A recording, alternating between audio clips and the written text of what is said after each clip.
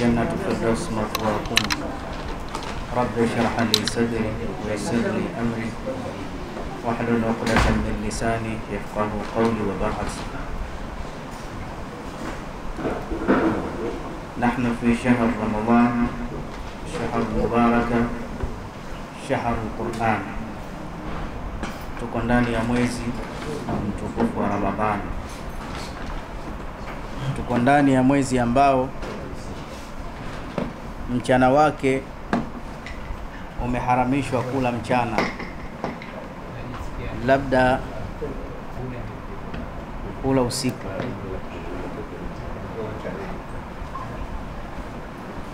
Anasema zamani za kale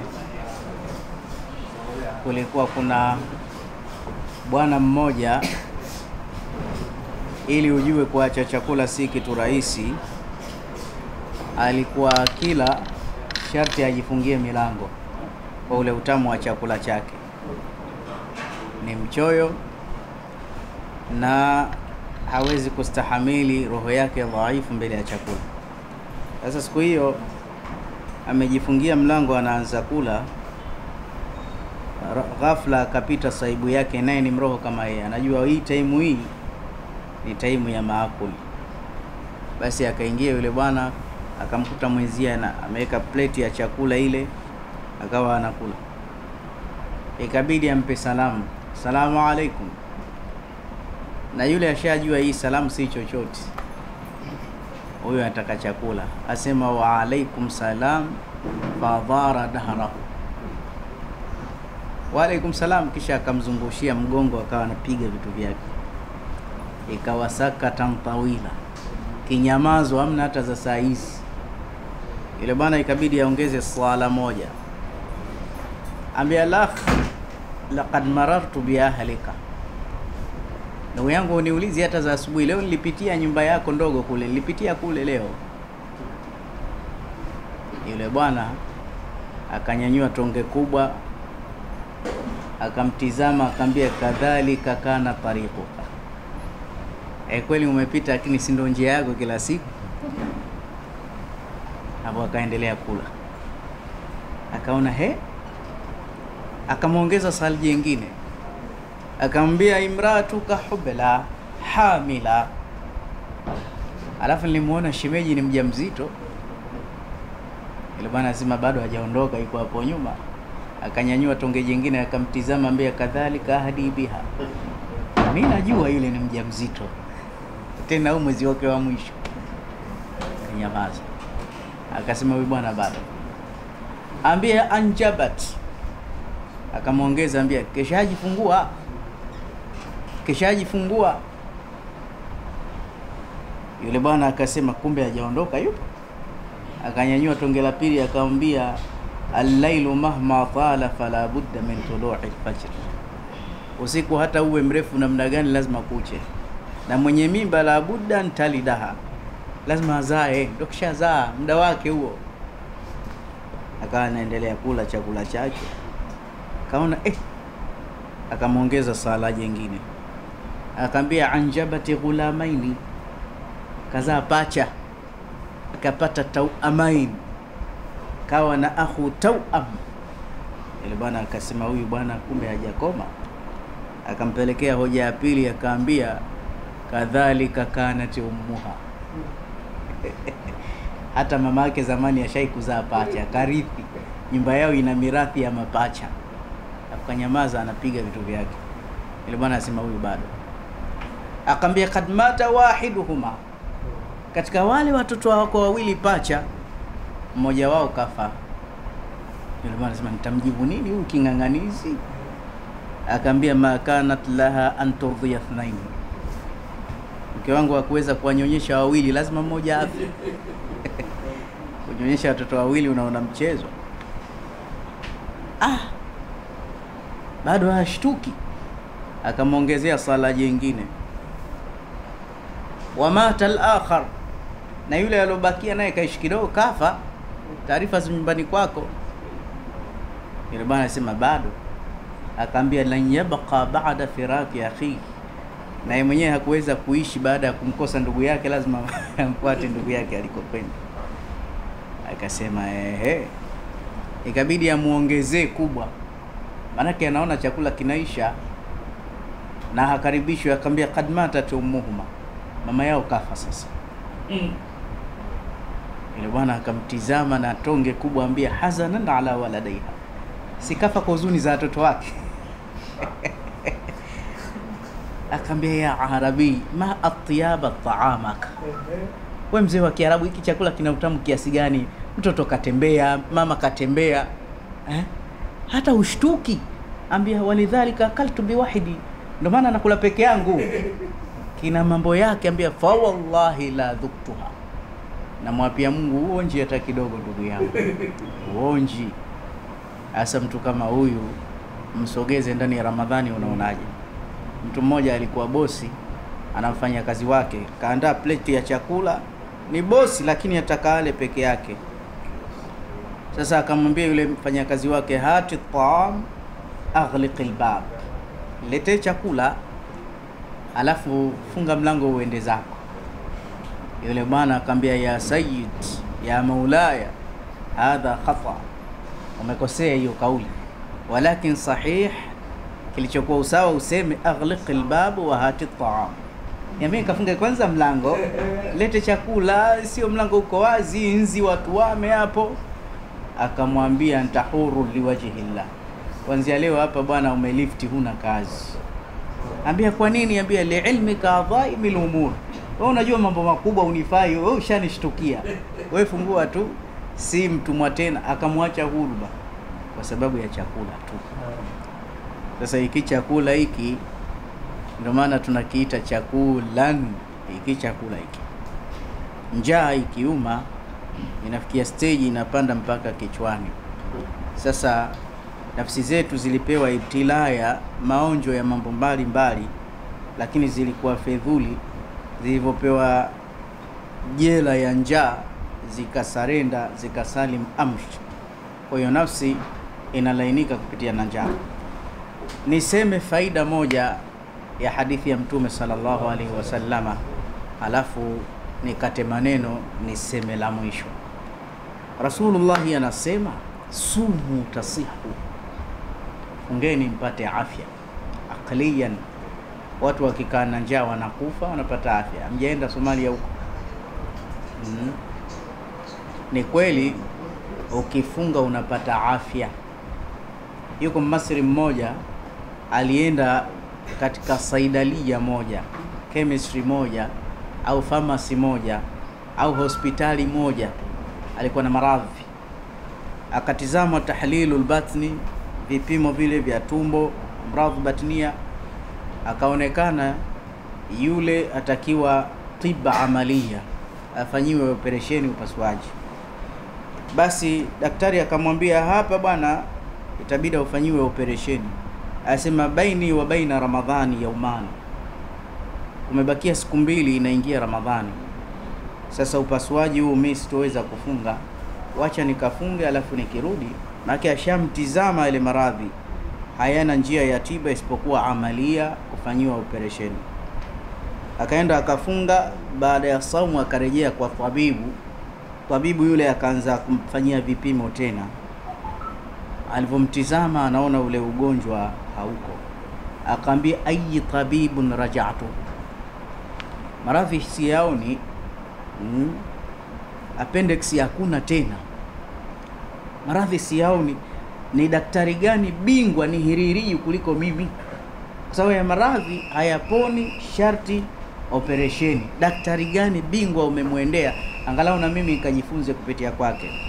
Ambia raja'tu tabibu tusamma Ramadhani, limwendea tabibu anaitwa Ramadhani. Akamwambia, aina iyadatu, iko wapi hospitali yake? Kwa sababu yule aliyokuwa akielezwa hakuwa Muislamu. Akamwambia hospitali yake anapatikana ndani ya Qur'an, shahru Ramadhana kutiba alaikumus siyam, hivyo. Basi yule bwana alikuwa mzungu, anasema akatamka shahada.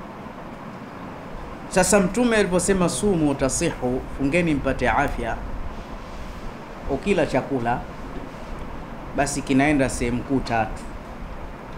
Sehemu ya kwanza kinaenda sehemu ya energy, ya power, kwamba ukila unakuwa stronger. Wale wakata magogo wale akwambia ataka ugali wa dona ule mgumu. Ni kweli hapa katikati mida kama hii unamkuta mtu kalegea, lakini akila anakuwa madhubuti. Kwa hiyo sehemu ya mwanzo chakula kinaenda sehemu ya kutia power. Ndio maana power hizi hata kwa kina baba zinawahusu. Kwa hiyo kuna chakula ukila unalegea. Wenyewe wanasema kuna vyakula vya wanawake na kuna vyakula vya wanaume. Sehemu ya pili, chakula ukila kinaenda kuchambuliwa vitamins zote, alafu kinatolewa kwa njia ya uchafu. Protini zinatolewa, vitamins zinatolewa, wanga zinatolewa, vyakula vya hamirojo hivyo vinawekwa sehemu yake. Sehemu ya tatu, kwa hiyo sehemu ya pili kurutubisha mwili, vyakula vya joto, vyakula vya mafuta hivyo. Sehemu ya tatu kinaenda sehemu ya reserve. Wazungu wasema reserve never goes bad. Akiba siku zote haiozi. Chakula lazima kinaenda sehemu ya hakiba. Hakiba au tenki la chakula liko kama sehemu ifuatayo. Inakuwa chini ya titi hapa chini ya moyo. Kwa mwanamke inakuwa matiti yote mawili. Mwanamke ana tenki kubwa sana la kuhifadhia chakula. Ndio maana issue ya kuishi na njaa, mwanamke anachelewa kufa kuliko mwanaume.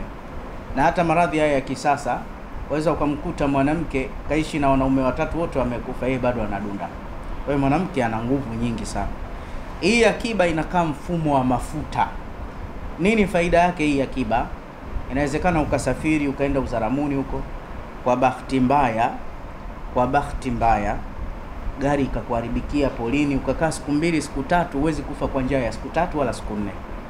Ndio kile chakula kilichowekwa mfumo wa mafuta ndio kinameng'enywa, kinaletwa sehemu ya power, wewe unaendelea to be alive, unaendelea kuwa hai. Sasa kile chakula kile kiko mfumo wa mafuta. Ukinywa chai asubuhi unaweka akiba, lazima reserve. Ukila mchana unaweka akiba, ukila jioni akiba. Mwaka una siku 360, kila siku unaweka akiba. Sasa inafikia stage ile store inajaa. Ikishajaa ile store, yale mafuta yanaanza kuzunguka mwili. Store ya mwanaume ikijaa sana, mafuta yake mengi yanakimbia kwenye kichwa na humu kwenye shingo kwa wingi. Mwanaume akinenepa kichwa kinakuwa hicho, alafu na mengi zaidi yanakuwa kwenye tumbo. Unaona kifriji kimekuja. Kwa hiyo ukimuona mwanaume mafuta yamekuwa too much, yanakimbilia tumboni na humu shingo lake na kichwa linakuwa hivi. Lakini mwanamke mafuta yake hayaji shingoni. Ndio maana unamkuta mwanamke hawi na bichwa kubwa itokee tu, labda ana homoni za kiume. Isipokuwa yanakimbilia kwenye kiuno, anazidi kuwa na shape, unono, mapajani huko, na tumboni kwa mbali. Na tumboni kwa mbali. Sasa haya mafuta haya yakiwa yamekaa hapa sehemu ya tenki, yakijaa mara nyingine inafikia stage yanauzunguka mpaka moyo. Sasa hii inafikia hatua ya hatari. Sasa yakiuzunguka moyo, sasa ile mishipa, moyo ukisukuma damu kwa shida, huwa haurudi pale, unakuwa unatanuka. Ukiwa umetanuka moyo, ndio unamkuta mtu anahemea juu, unamkuta anakohoa kikohozi kikavu, na baadaye inaweza ikamletea saktatul dimaghia mpaka kupooza. So pressure yake inaenda juu sana. Sasa kupitia hatari hii, Mtume sallallahu alaihi wasallama akatuletea ibada hii adhimu, akatuambia fungeni mpate uhai. Kwa mfano leo asubuhi hukunywa chai. Sasa mpaka unatembea, una move on, unapanda ngazi, unashuka, unaendesha gari, unasema, inachukuliwa kidogo yale yaliyowekwa kwenye store pale, yanachukuliwa, inaitwa sehemu ya energy, ndio yanashuka hivi. Mchana haujala tena, inachukuliwa ile tena inashushwa hapa. Jioni umechelewa kula tena, sasa unakuta kila siku inapunguzwa, kila mwenye kitambi unaona kinashuka. Kwa wale wanaonijua mimi, washanibashiria nishaanza kukonda sasa hivi. Tokea Ramadhani imeingia, bwana unaumwa. Nikamwambia saumu hiyo, umeona? Sababu mafuta yanakombwa kwa wingi sana, na hii ni salama sana.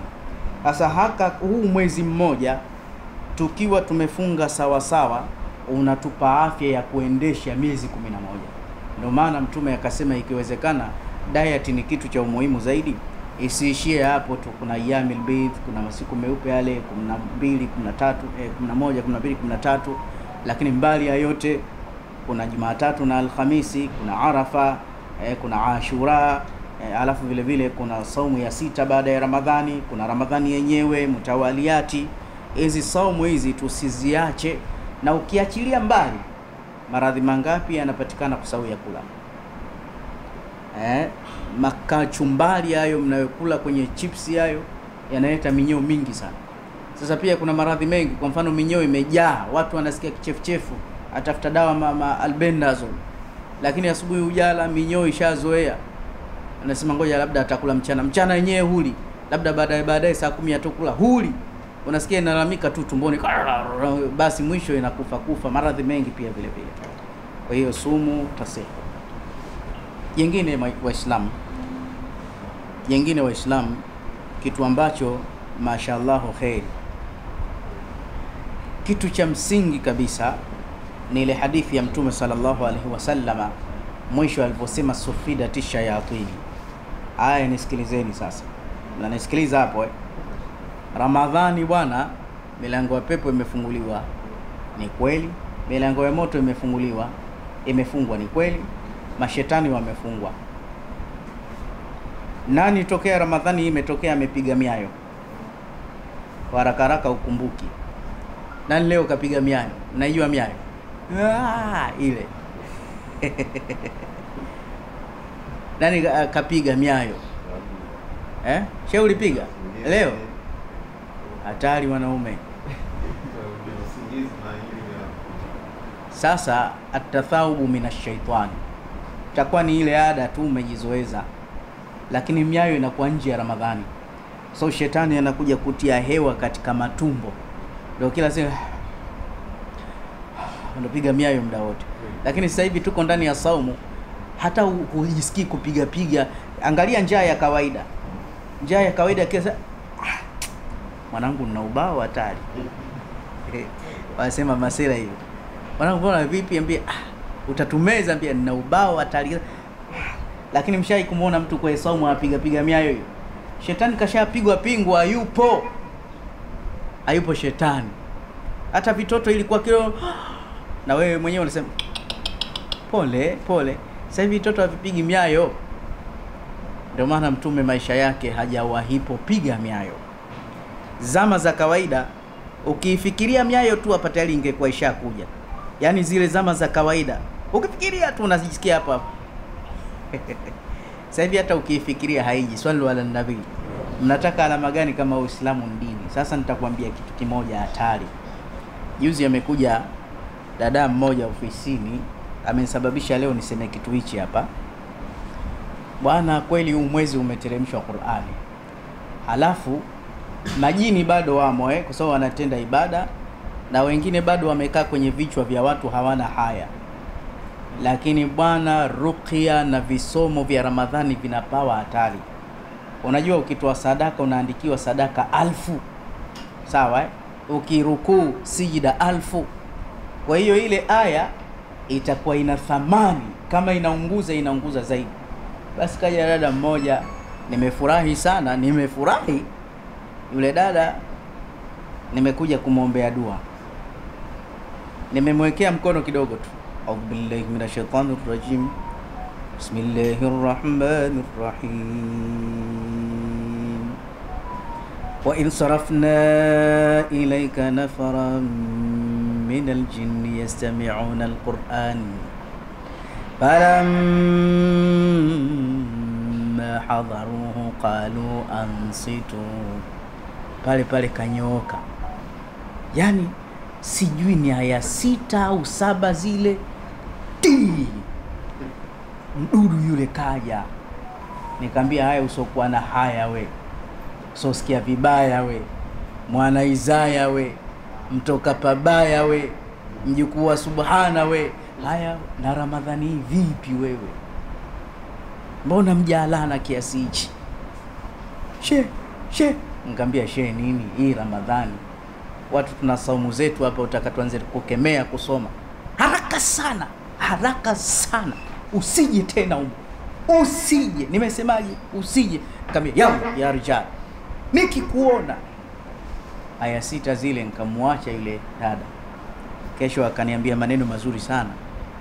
Akanambia hivi, akanambia, Shekhe bwana, usiku nilipofika tumbo likaanza sijampa dawa hivi, likavuruga, likaleta fujo, nikapata chuki chafu.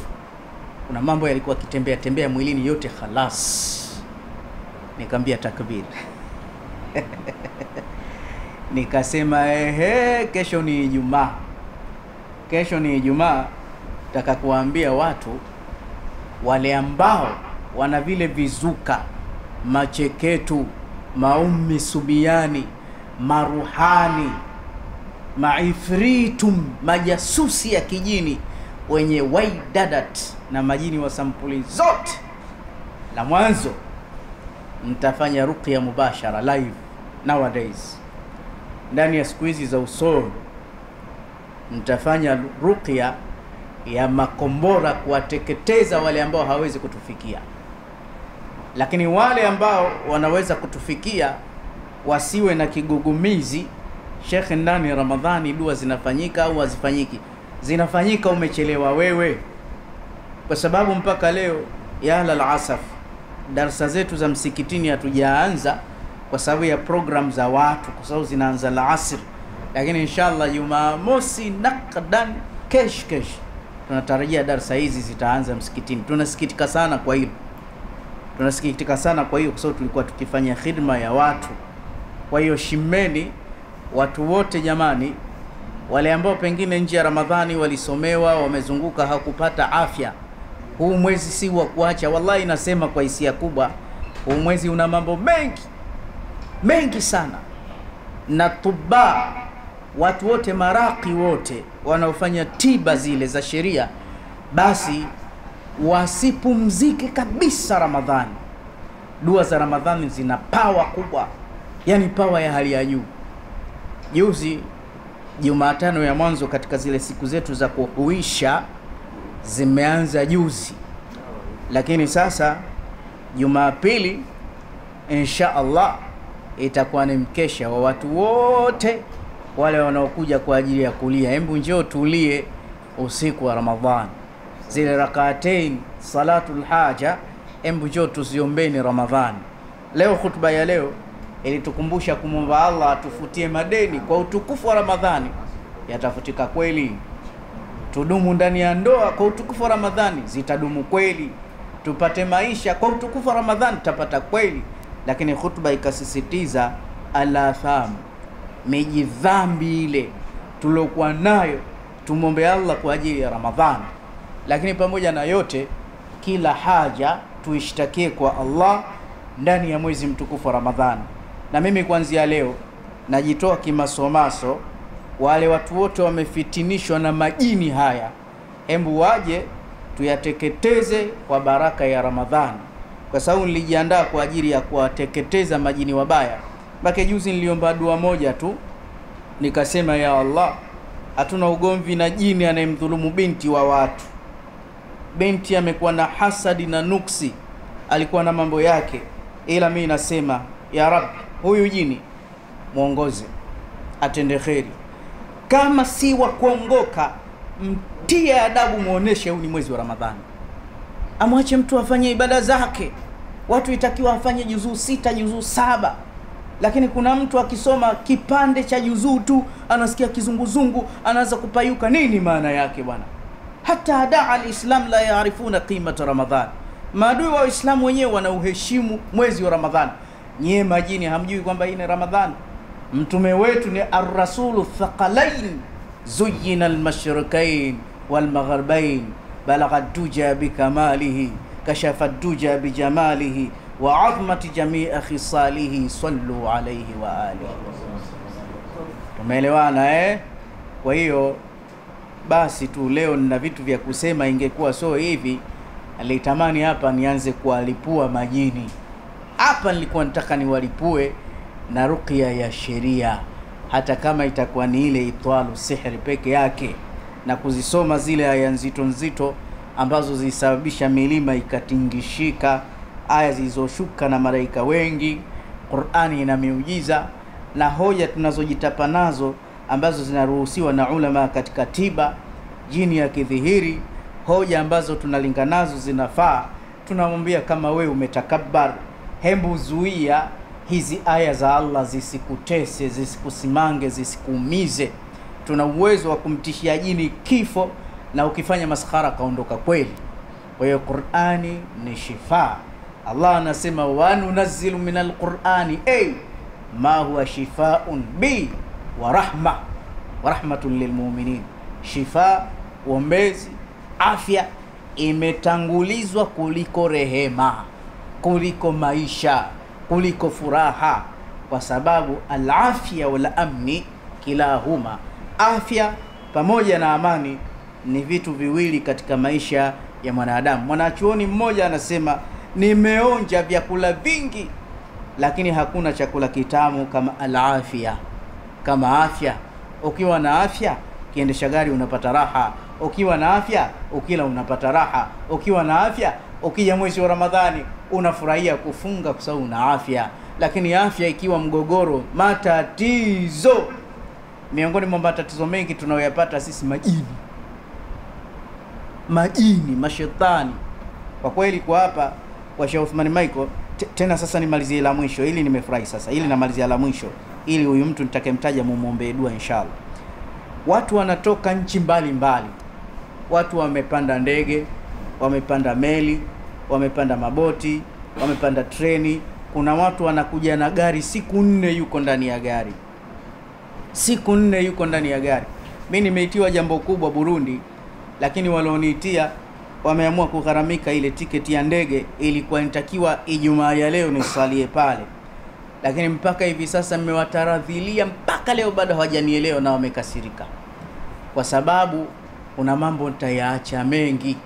Sasa kuna watu wanaacha yao kwa lazima, hawaji kwa sababu ya furaha. Mimi nitaka niende pale, watu wananiambia Sheikh, njoo hapa Burundi, kuna mkusanyiko wa Waislamu 600 keshi, darasa zako tunazifuatilia sana, na maana hata hiyo wataiona 600 keshi, wanakusubiri wasikilize maneno ya Allah. Tutakatia tiketi ya ndege, flight ile utakwenda utarudi, na tutakuwekea usafiri uende popote pale. Acha hayo mambo yako kwa ajili ya Allah. Nikawa natamani kuyaacha, lakini huku kuna mengine kwa ajili ya Allah. Umeshafahamu vizuri? Sio nini, maraki mtu akuuliza Sheikh, taratibu yako basi iko vipi kama kuna uzito? Umeelewa vizuri Na nimeshindwa kwenda kwa dharura kama hiyo, nimemkataa mwewe. Lakini kuna mtu anatoka nchi ya Marekani, nchi yake tamu, anapanda mwewe, mara nyingine nauli yenyewe kakopa, kwa sababu ana mtihani wa mijini kama hii na wasumbua. Sasa si nimtaje mama mmoja, na ninamtaja na hii darasa hata hiyo hapa ninapokaa hapa, kila dhuhuri nimeanzisha tafsiri ya Qur'ani. Sasa yule mama ajabu anafuatilia zile darasa, na zile darasa huwa tunaulizana maswali. Sasa mama huyu mpaka leo nikamtaja, alikujaga hapa, hayo mambo ya majini, mahasadi yamemzonga. Yule mama actually hakuwa Muislamu.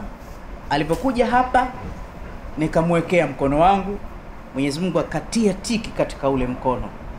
Mwenyezi Mungu akamuondeshea humumu zote. Alipofika kule mama, madeni makubwa akayalipa, akapata pesa nyingi, kwa sababu ni mja mwenye kushukuru. Akaona haitoshi, amletee Sheikh Uthmani kama dola sio 1000 ngapi hivi, kwa haraka kwa hesabu ya Tanzania milioni 16 cash. Na aliponipa akanambia, usije ukanishukuru, bado sijatoa shukurani yangu. Umeelewa ya maneno haya? Bado sijatoa shukurani yangu, usinishukuru.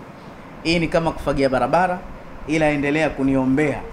Nikamtilia dua zaidi. So unajua tena nikamtilia dua zaidi ili azidi kufanikiwa zaidi. Sawa, akifanikiwa zaidi jibu nalo mwenyewe. Basi yule mama akaenda, juzi nikawasiliana naye, akanambia sasa nitaka nije nikutembelee. Kwanza nikakoa lini labda unakuja? Inshallah baada hii Ramadhani. Lakini kitu alichoniambia mpaka leo nikamtaja, kwanza fadhila kwamba dua zimefanya kazi. Dua ya mwanzo imetiki, na sasa hivi dua zile zimefanya kazi, mambo yake yamekaa sawa. Lakini lililokaa sawa zaidi, yule mama akasema, umekuja hapo shekhe, umeniombea dua, nafuatilia sana darasa zako. Akanitajia zile darasa za tafsiri nilizozitoa, hii darasa ya kwanza ya Qur'ani hivi. Akanambia, nimeangalia kulia na kushoto, sioni njia ilonyoka, ila ni njia alionionyesha Sheikh Othman. Sheikh, nimeslimu. Umeslimu? Kaambia alhamdulillah. Nimefurahi kweli kweli, nimefurahi. Sheikh Abdallah, usije ukaanza kuuliza na mume, maana ushasikia mambo. Sawa kaslimu bwana. Kupitia nasaha zetu hizi tunafurahi sana. Kwa hiyo muombeeni dua aendelee kubaki ndani ya Uislamu. Alivyoniambia vile Jumatano niliposimama kiamu, si unajua watu wa Kiislamu saa nyingine wanapata ibtilaya. Wallahi niliomba dua ya hisia mpaka nikamtolea mchozi. Mwenyezi Mungu huyu kwa kitendo cha kuslimu mzidishie kile kipato chake, isije kaingia huku tena mambo ya kayumba akaona labda kwa ajili ya kuja katika dini hii. Tumefahamiana vizuri Kwa hiyo muombeeni dua Allah amfungulie, Allah amzidishie uchumi wake. Itikieni amin. Na akija mkumbuke Sheikh Osman Michael, itikieni amina. Hai, sasa kupitia hivi mabwana, kuna silaha hizi 9. Silaha 9. Sawa Hebu iseme 9. Umeona vitu hizi silaha 9 hizi ni kwa ajili ya majini. Mfano, kuna wale watu wanaoporomosha mimba bure. Kuna dawa hii ni konk, ina miti 13 ndani yake. Ina miti 13. Alafu nimefurahi pia na kameramani, Allah walipe waliochukua zile darasa kule Mbagara kule. Nyie fanyeni kazi, hata Mungu anakupeni. Yaani kuna darasa zingine hata kama hujapewa hela, habari yake nzito. Kwa mfano ile dawa tuliyofanya kule Mbagara ya vidonda vya tumbo, watu wengi imewasaidia. Kila sana pigiwa shenshanua mwegea, yaani ananiuliza natumiaje. Mwingine nimepata nafuu kubwa sana. Kwa hiyo pia watu wamepata nafuu. Hii dawa ina miti 13 takriban. Inaitwa Sihriyu Ashiqiyu Powder. Uporomboshaji mimba, lakini yale maradhi vitu vinavyotembea tumboni, kulialia ovyo, kupayuka, kupandisha, hii ni dawa ya kunywa kutwa mara 3. Mtu wa majini aipate. Hii ni ya kuondosha hasad, Sihriyu Ashiqiyu Bukhur. Hii ni steaming, anajifukiza mtu wa majini, inaondosha hasad. Ikifuatana na mafuta yake makali, Sihriyu Ashiqiyu Massage. Sikumbuki kwa haraka, lakini kuna mtu mmoja jana alitoka Kigoma, alikuja kuchukua chupa moja tu hii. Akanambia, shekhe, kesho kutwa nitasafiri, nitakuja kuchukua chupa 5 au 10 kwa ajili yangu. Ila kuna ndugu yetu mmoja nimempelekea haya mafuta, alivyopaka tu akasema mafuta mazuri. Sehemu ikikuma ukipaka panaacha. Ukiona mandoto ni kweli bwana, haya mafuta mazuri. Yaani siyasemei, ila nasema katika dawa nyingi Sheikh Othman katengeneza hapa, alitulia, lakini kwa taufiki ya Allah. Haya mafuta haya mazuri sana, haya mafuta. Ina bahati nzuri kwa Dar es Salaam yetu, maimamu wengi, mashehe wengi haya wanaichukua kama hadia yao. Wale waliojua kila akija shembu nipe yale mafuta nitoe hiyo mikosi mazohari. Kuna watu wa bodaboda, hao bodaboda ndio usiseme. Hao watu wa bodaboda, yani kuna bodaboda mmoja mpaka kapata yakini, anasema mimi nisipopaka hivi mpunga uingii huko mtaani. Sasa kuna bodaboda mmoja ndio hatari, yani huyo hatari. Kaota ndoto kaenda Maka na bodaboda yake. Asema kawa nashuka sasa ndo nataka kuingia pale Maka. Nikamwambia, wewe Maka unaijua wewe? Nikamwambia, wewe una walimu yake, wewe uende Maka na bodaboda. Nikamwambia kabisa, kaona tunashuka pale Maka nini? Nikamwambia hebu paka hivi. Nikamwambia, umeota umeenda wapi? Nimeota niko humu. Nikamwambia sasa hapo mambo yamekaa sawa.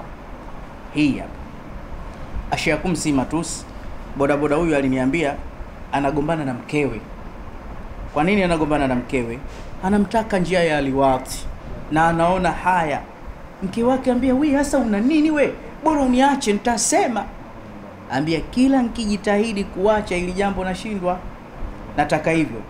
Basi akaja kunaambia, sikumfanyia ruqya jamani. Alipopaka ya mafuta ile tamaa ikamtoka. Akasema niliondoa utu wangu bure hivi hivi. Kwa hiyo hii midude nayo ina zahma, hii ni uchafu. Chukua hizi dawa 3 hizi kutoka kwa Sheikh Othman ndani ya Ramadhani ujitibishe. Lakini kwa sababu nimesema silaha 9, majini safari hii watakoma. Tukimaliza Ramadhani sisi wapya, tukiingia kwenye idi kweli sisi kama sisi. Pia kuna wale wenye hasira ya kijini. Mtu anahisi kuua, anahisi kujitupa, hii anaweka kwenye makaa ya moto, itampalia akiwa mtu na uchawi. Tena anatoa tiba ya bure, sawa nenda pale Kariakoo, ukifika pale waambie naomba karafuu maiti, kafuri ile, upate ile laini. Kuna zile ngumu na kuna zile original za kumchua alopooza. Ndugu yangu, zile kaziweke kwenye makaa ya moto, imeze. Yani ukiwa una uchawi utabeua, hata utapaliwa, utaona, alafu kama unapagawa. Sasa usiache mpaka ile hali ikate. Ikikata ile hali, unaona huna hasira tena, huna hasira. Sasa uichanganya na menthol. Sasa ile kafur, hebu angalia vitu vya hatari. Nimeweka kwenye ibtalu sihr pamoja na tufahul jinni, pamoja na mwani, pamoja na hiyo kafur, na vile vitu vyote vya kufushia kama ile alititi na alimiti na kibiriti upele hatari. Umuzimu. Hii unaweka kwenye moto tu, utaona hewa inajaa tumboni, unajigoa, mwisho unajisikia mwepesi, afu zile hasira zinakuisha. Hakika una mtu kitu kidogo tu anampiga mke, anampiga mtoto, lakini mashaitani. Dawa nyingine inaitwa Barkal Hadi. Hii ndio imechanganya dawa za Kiarabu tupu tu. Dawa karibia 47 ndani yake zimo. Ukienda pale Kariakoo ukisema vitu vya mezani, ndio vipo vitu vya Barkal Hadi. Kwa mambo ya uchawi imeandikwa kwa vitabu. Lakini pia kuna dawa nyingine tunaita Wikayatul Jinni, kinga ya majini. Nachoka, dawa nyingine inaitwa Mukhallatun, ni vidonge vizuri sana. Hii ndio kali zaidi, inaitwa Adhihabu Rijza Shaitan. Na ya mwisho inaitwa Rujumu, kinga ya mwili. Kwa hiyo ndani ya Ramadhani hii pata kisomo, pata dawa. Lakini kuna watu wengine hata hawajapata dawa, hawajapata visomo, wametumia tu hizi dawa na Allah akafanyia wepesi. Kwa hiyo kwa mrorongo wa haraka, tiba ya madudu na maibilisi mabwana ni hii hapa.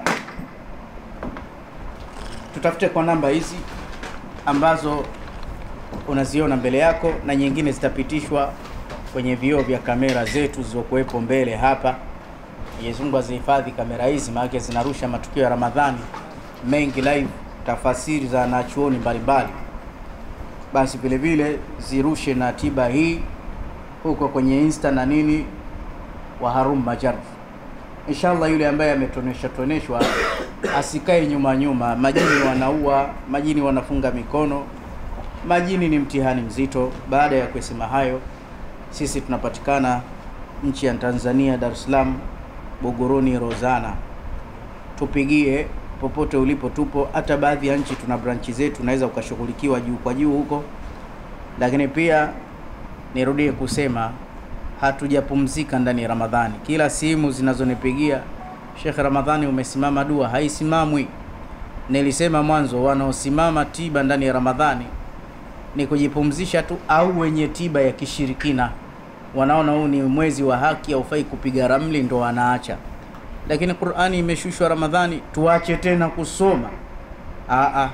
Hapa ndo penyewe kabisa. Kwa hiyo ibada zetu zote kuhusiana na tiba, naona mwezi huu ndo zimeshika kasi, na huu ni uzalendo wetu wa miaka yote. Kwa hiyo watu, viongozi wa kila sampuli waje kupata matibabu yao inshallah. Na position zipo na hifadhi zao zipo. La mwisho la kukinaisha, tumejitahidi kwa udhaifu wetu, tiba zetu hizi haya ni maradhi. Kwa hiyo kama ni maradhi, hatutaki mwingine ajue maradhi yako nini.